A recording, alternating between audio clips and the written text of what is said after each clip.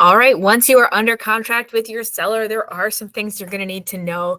A couple of things that are important next steps in our market, and then how the transaction will proceed after accepted offer. So, a couple tasks right when you have an accepted offer, it's great to go into MLS and to update the status of the listing to active with offer. So, you're going to go into MLS, go to edit listing. There'll be a box there that says edit the status as active with offer. You're going to choose an active with offer date. They want that done within 48 hours of accepting an offer. Ideally, you're probably going to do that right away, especially if it's a hot listing and you've got showings still being scheduled. Let's wrap up those showings. And, any other requests that come in, people will see that you've accepted an offer. It's also important, like as a side note, once you accept an offer, you want to communicate with everybody who showed the home that wrote an offer as well. If you had multiple offers, you want to reach out to those agents to let them know that the seller has chosen an offer. We'll let you know if anything changes with the status. Maybe this was your only offer in hand. You don't need to then send out a message to anybody else, but you do want to update that status in MLS just so your seller doesn't continue to get showing requests and to be in compliance with MLS. And then you're going to want to send the client a communications email with their next steps. So what happens? What are the dates and deadlines based on our accepted offer? What should they expect?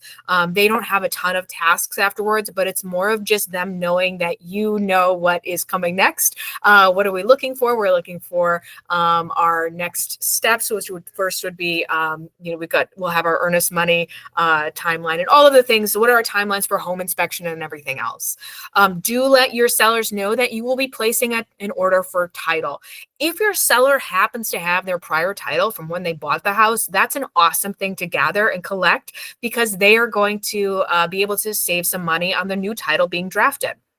So if they have that, they can send you a copy, scan it. They can give you the original. You can scan it. If they don't have it, it is not a big deal. I usually tell people if they're going to spend more than like $150 worth of their time searching for it, it's not worth it. So just know that that's about what they'll save. But, if they happen to have it, that's awesome. It'll save them some money. So what you want to do after accepted offer is you want to order seller's title. You're going to email Focus Title, New Berlin at FocusTitleWI.com, and you're going to place a title order. So let them know that you would like to place an order for a title. You have an accepted offer. You're going to include those accepted offer documents, the buyer's pre-approval letter, because the title company is going to need to know who the lender is. You're also going to send them the listing contract and your signed Focus Title authorization form. That will help them order a payoff for the mortgage. They're going to have the buyer's contact information. They're going to just be able to get their job done. Title is also going to be receiving any updates and amendments throughout the transaction. So if you do an amendment to change the buyer's name to add a middle initial, you're going to send that amendment to the title company. If you do an amendment to add a closing cost credit, title is going to need a copy of that. If you guys are doing a home warranty, title will need a copy of that. So make sure that you're keeping title in the loop. That's why it's great to use Focus. They're in-house, they're right down the hall, and they know how to get a hold of you if they have questions as well. So that is going to be an important partner in the transaction, but you want to get that title ordered pretty quickly after accepted offer just so that they can start working on it. They need at least 2 weeks to get that title rocking and rolling, to order a closing, to run, to get specials and city letters, to get all of the documents that they need behind the scenes. You want to give them at least 2 weeks. So just get that title ordered right away after your accepted offer. Then your timeline for your clients will be, they're going to first timeline is usually going to be earnest money, usually within 3 to 5 days after accepted offer. The thing that you're going to do for this is you're going to be looking for that receipt. So the buyer turns it in. If they turn it into our office, you're going to get emailed a receipt from the front desk. If they turn it in via trust funds, you're going to get an emailed receipt saying that you've got that, you've received that. So just make sure that, know when the due date is for that, and just keep an eye out for that earnest money receipt. Scheduling inspection and any follow-up inspections, you're going to be working with the buyer's agent. They're going to want to coordinate a time and day with you. So they may put in a request for a showing. They may reach out to you directly. There's not really a standard way that gets communicated, but just expect that they're going to reach out to you for scheduling the home inspection, and make sure that time works for the sellers. So when they reach out to you, then your role is to make sure that works for the sellers.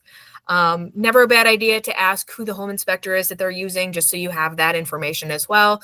And expect anywhere from like to future pace a client. I would say you're going to expect around like 2 to 3 hours for home inspection.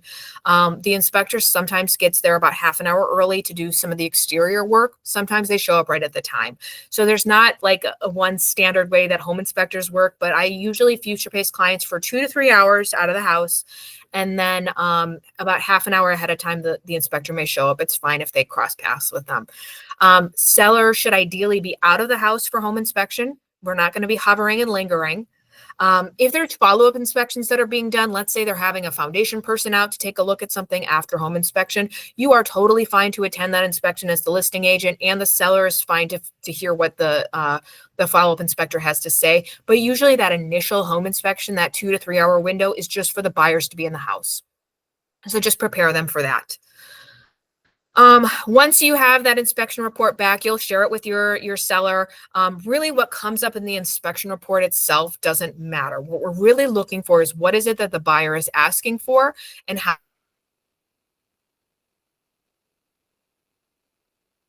But also the other side of this is just making sure that you are remembering that you are a fiduciary for your client. You don't want the house to go back on the market. You don't want to have to disclose anything that came up in home inspection. But realistically, you do want to make sure that you are acting as a fiduciary. We're trying to find a win-win and wrap up that home inspection. Keep an eye on your dates and deadlines for inspection, because we should be done negotiating by the inspection contingency timeline. That's really the buyer's agent's role to keep track of that timeline.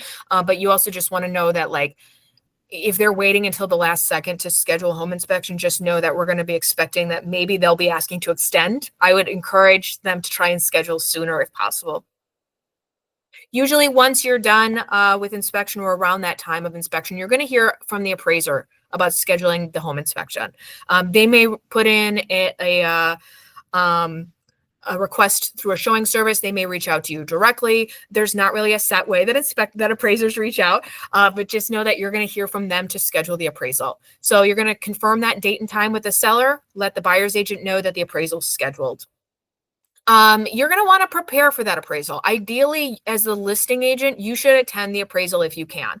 If you can't attend the appraisal in person, I think best practice is still to send information and documentation to the appraiser. But ideally, you're going to plan to attend. Seller can be home as well. It's usually a 15 to 30-minute appointment. It's not intensive. The appraiser is there just to do their job, their walkthrough. So seller's fine to be there too. You're going to prepare a list of seller updates, the market data, how did you price the home, any useful information about the sale for the appraiser. Were there multiple offers? Why did your seller choose the offer that they chose? Attend that appraisal, have that information ready for them, be a friendly face. It is important to attend the appraisal so that if the appraiser notes something that the appraisal will be subject to, you're going to have specifics of that data. So sometimes appraisers will call out, hey, it looks like there may be some mold here, I see. So the appraisal will be subject to having that checked out. That's totally normal. That could be any loan type that an appraiser could do that. So if you are at the appraisal and you can get specifics on what they're looking for and what their concern is, that's great. But really, you're there to also sell the house to the appraiser. Wow, this was a great house. Hopefully the value comes in great. What happens after that is the appraiser is going to submit the report to the lender. It can be anywhere from 2 to 7 days before you hear anything. So sometimes sellers will say, how did appraisal go? Did we appraise out? You're not going to know right away. The appraiser is going to prepare a report, send it to the lender. If the value is satisfactory, you will not receive a copy of the appraisal. So if it's at or above your offer price that you guys accepted, that's cool. You're moving on. Nothing to negotiate. We're good to go. If the appraisal comes in low, the buyer's agent should send you a copy of the appraisal. Buyer and seller are going to have to agree on the next steps. Is the seller going to lower the price to meet the appraised value? Will the buyer and seller will the buyer and seller meet in the middle? Will the seller hold firm on their appraised value? All parties are going to need to agree to an amendment, and we're going to have to come up with a new price to make sure that we can move on with this this transaction. If the appraisal comes back subject to follow-up inspections or repairs, collaborate with the buyer's agent to coordinate and resolve the items. I think it's best practices to have this be a collaboration. So there's not a right answer. It's just what is going to be the thing that we're going to do for, everybody to have a win. So that's appraisal, negotiate if needed. Hopefully you don't have to, but it will happen that it will come in low. And then once you're past home inspection and appraisal, if there are any other contingencies that you're working through, you're going to want to work through that. But then what's going to happen is you're going to be preparing sellers for closing. Is the seller going to pre-sign documents? You'll let the title company know if so. You're going to make sure that sellers have a reminder to turn off their utilities at the house, a reminder to bring their photo ID to closing. If they're pre-signing documents, they should bring that photo ID there. If they schedule a pre-sign, they do not need to attend closing itself. The buyer's agent will reach out to you to schedule the final walkthrough, and that could be a great time to make sure that keys are getting picked up so that they can get to closing. If you as the listing agent want to stop by the house prior to closing and pick up the keys, that works too. But oftentimes it's easiest if the buyer's agent just picks up the lockbox and the keys and they get them to you at closing.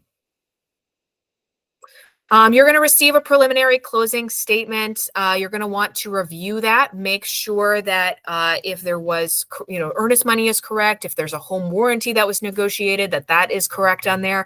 Any price adjustments or credit changes. Also make sure that your commission is correct. So remember that title is great at their job. They will make sure that they are prorating taxes and sewer and water bills and rent prorations if the house is rented out, but you just double check those items just to make sure that they have all of the data that they need, and make sure that, they may be missing an amendment that came up afterwards. Make sure they get a copy of that.